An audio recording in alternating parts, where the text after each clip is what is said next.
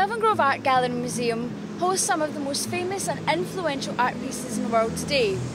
Within the museum, there is an expansive exhibition dedicated to the work of Charles Rennie Mackintosh, one of Scotland's most famous artists, and his influences.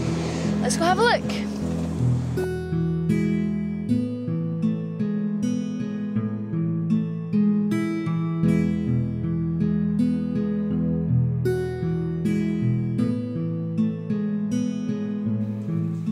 Charles Rennie Mackintosh was born on the 7th of June 1868. Studying ancient classical architecture at the Glasgow School of Art, Mackintosh was able to create masterpieces that are still clearly visible within Glasgow today. Today we're here at the Kelvin Grove Art Museum to experience some of Mackintosh's designs firsthand.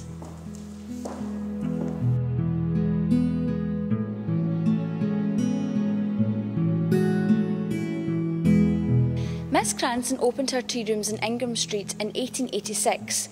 There she served tea imported from China by her brother Stuart. By 1911, her busy gentleman's tea room required a revamp. She turned to Mackintosh for a redesign, and he turned to China for inspiration. Mackintosh's Chinese room was one of his most radical tea room designs, an intimate interior that was both modern yet heavily inspired by the Orient.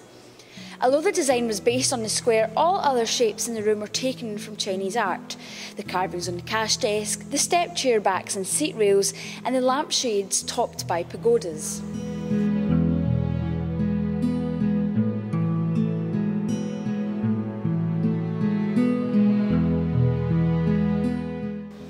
In the 1800s, tea rooms provided women with spaces in which they could meet to relax after a hard day's shopping. There was also a collaboration between Charles Rennie Mackintosh and Miss Cranston. On the one hand, Mackintosh had creative freedom over designs, and Miss Cranston had exquisite tea rooms. As we can see from our perspective here, there's a variety of more old-fashioned pieces within Mackintosh's collection. And as we move around, we begin to grasp a feel for a more contemporary direction in Mackintosh's work, which is, of course, truly inspiring.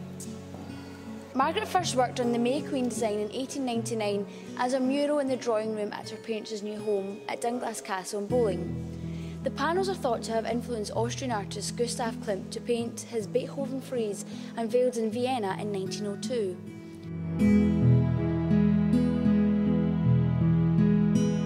O Ye, All Ye That Walk in Willowwood was designed and made by Margaret MacDonald Mackintosh. It tells of Willowwood, where ghosts of dead lovers roam. The May Queen and Mackintosh's companion panel, the Vasile, were exhibited in Vienna in November 1900. They were installed in Miss Cranston's Ingram Street tea rooms the following year.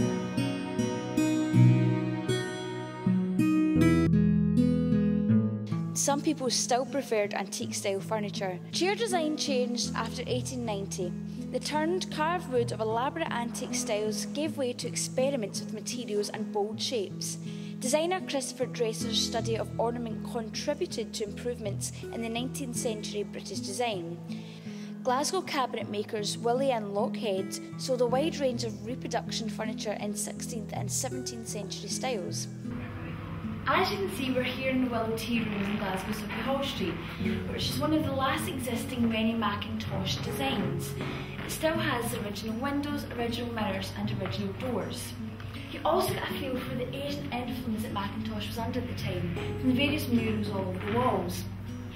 The doors alone have actually been estimated at roughly over a staggering £1 million, which just shows the influence that Rennie Mackintosh now has in the culture.